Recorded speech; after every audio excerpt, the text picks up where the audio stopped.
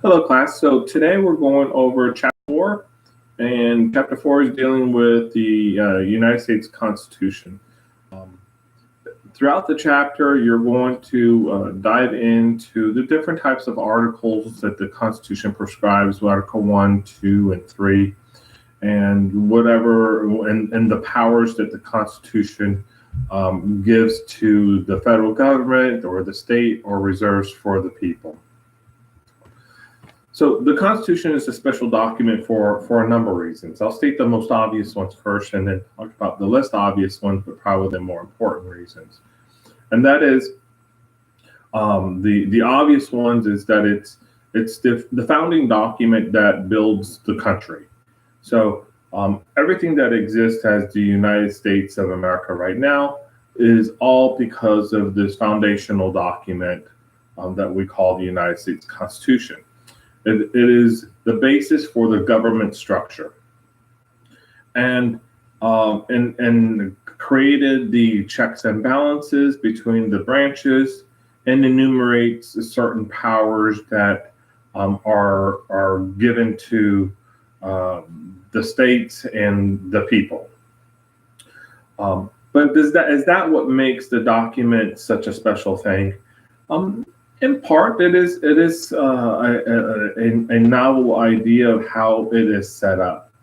But really, what makes it special is the moment in time in which it's created, and the reason it was created, and how the power of the Constitution has come about.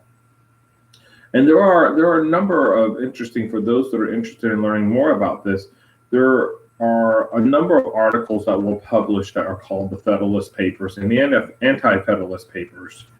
The Federalist Papers, probably the more important of the documents, are written by John Madison, Alexander Hamilton, and John Jay.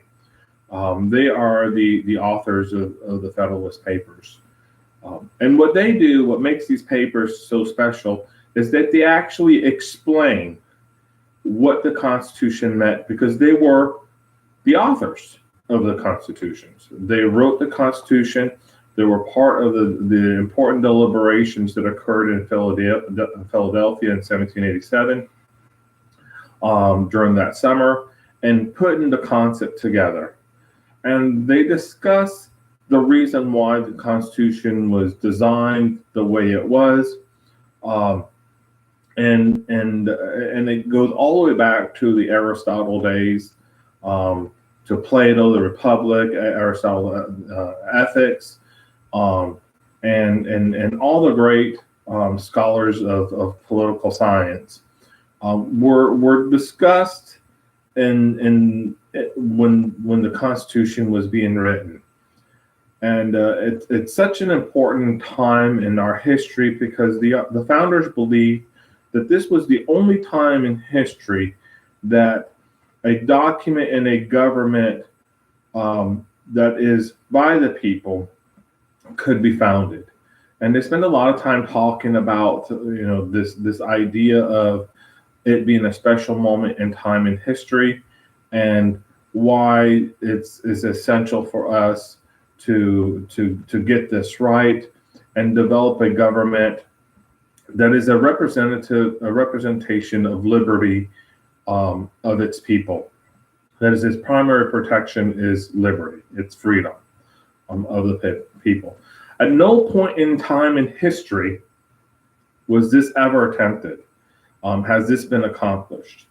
And how do we know that? Well, we look at history. We look at all the previous attempts of governments, and at no point has this ever been accomplished.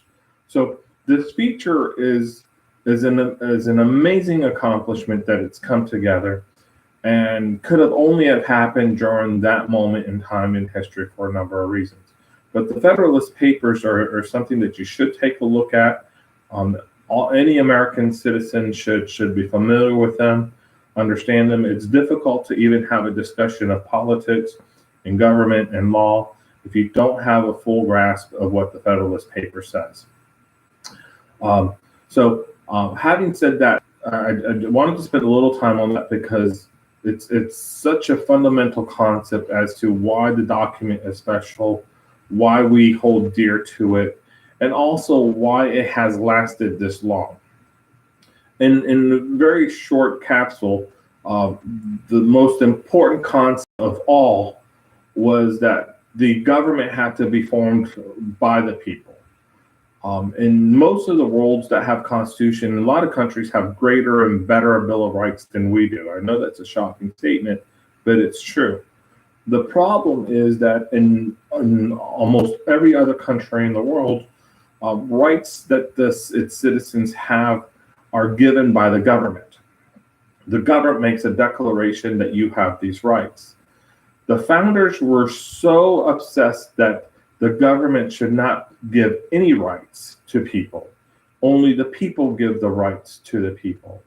So in the initial preparation of the Constitution, the Bill of Rights were not included, and weren't included because of this fundamental concept that government cannot give rights to people. Only the people are going to give rights to the people.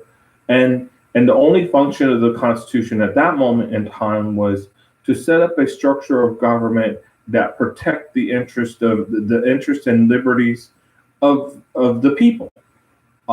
So as you look at the Constitution, in particular the Articles 1, 2, and 3, but also the other constitutional rights that are enacted in the following amendments, you see this focus of how is it that we limit power from the government? How do you make sure that power doesn't fall into one person, hence the checks and balances of government? And how is it that you get representation of the people in the enactment of the laws through the House and the Senate?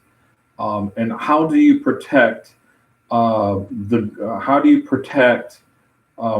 by mob, that is rule by majority, and how do you protect rule by minority?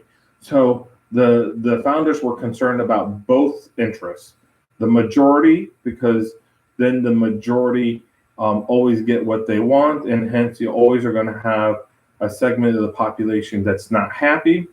And also, how do you protect yourself against the concerns of the minority? Because then you have the majority of the people that are not happy. So there's this balance, delicate balance that the Constitution creates, where we get to look at the interest in all the minority and the majority have a say-so as to how the government is run from the standpoint of enacting laws and its representation.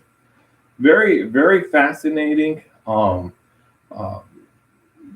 legal writing, ethical contemplations, political science strategy that the founders have. And the founders were filled with flaws, even flaws in reasoning when we look at them independently.